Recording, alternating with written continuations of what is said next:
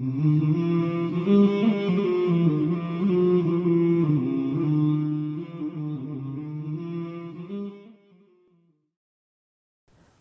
alaikum wa rahmatullahi wa barakatuh. My name is Aisha and I'm a primary school teacher from London.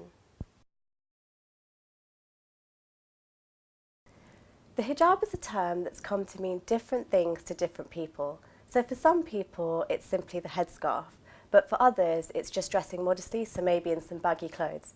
But Allah Subhanahu wa ta'ala has laid out a specific criteria for the Muslim woman's dress code, and this can be found in the Quran and the Sunnah.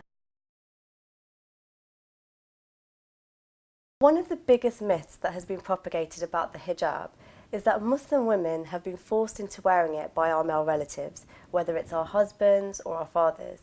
I remember distinctly an elderly Englishman asking me if my husband had forced me to wear mine, which I was really happy about because it gave me the opportunity to explain the truth to him. But sadly, most people won't actually ask us. And I find it quite patronising that the majority of people around us, the media and politicians, all find it acceptable to speak on behalf of us Muslim women without asking us for our views in the first place. The reality is, this myth is at complete odds with the evidence. I mean, if the hijab was a symbol of women's state of subordinance, then how do we explain the fact that the highest group of converts to Islam, both in the UK and the US, are women, when many of these women wear the hijab without having any male relatives to force them into it? And if the hijab was an issue to the majority of Muslim women, then how do we explain the results of the 2005 Gallup survey, where Muslim women in 8 countries, including Egypt and Pakistan, were asked to describe what they resented most about the societies they live in, and the majority in each country stated political and economic corruption as being their greatest concerns, whilst the hijab, the so-called tool of subjugation, was not mentioned once.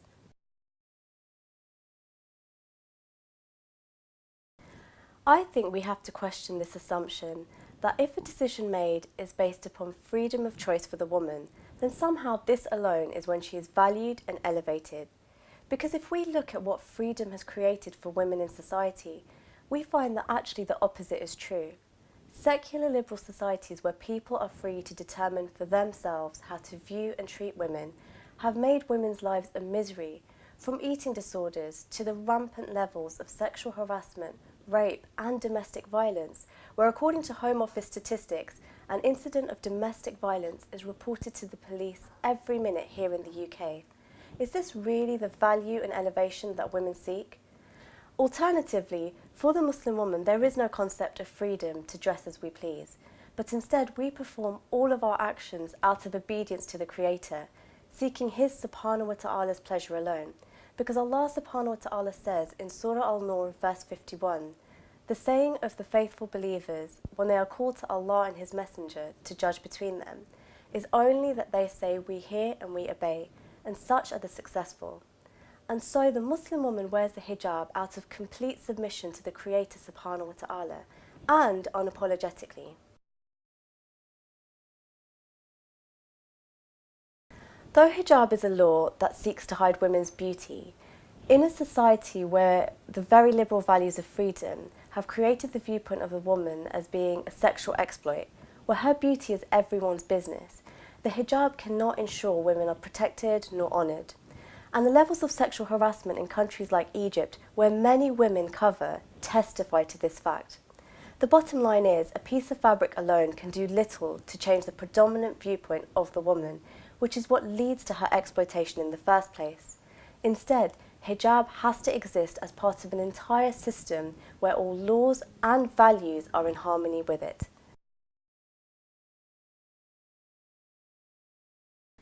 Hijab, when implemented as part of the entire system of Islam, seeks to create a society where women are honoured and treated with respect. Through the Islamic education system, the correct Islamic thoughts are built in all citizens. There's no concept of freedom to view people how you wish, but instead Islam prohibits the exploitation of anyone and builds the correct viewpoint of the woman as being an honour to be valued for her character and her intellect over her physical appearance. Because the Prophet Muhammad Sallallahu, alayhi, wasallam said, "The world and all things in it are precious, but the most precious thing is a virtuous woman. Now, this viewpoint is further ensured in society by taking the woman's sexual element out of society and restricting it to her personal and private life through societal laws such as dress code, but also segregation and the prohibition of any jobs, roles or actions in society which exploit women, such as modelling or pornography. And so, hijab, along with all the laws and values of Islam, came to regulate the relationships between men and women, ensuring a productive cooperation between them in public life, and thus enabling women to actively participate in all fields, from politics to the workplace, or even just at home or whilst out shopping, all free from harm and harassment, unlike the levels of abuse we see facing women in the West. However, this result can only be achieved when implemented as the Prophet Muhammad Sallallahu, alayhi, wasallam implemented as an entire system, the Khilafah system. Jazakumullahu khairan for listening. If you have any more questions, please log on to the Know Muhammad campaign website on www.knowmuhammad.co.uk. Assalamu alaikum wa rahmatullahi wa barakatuh.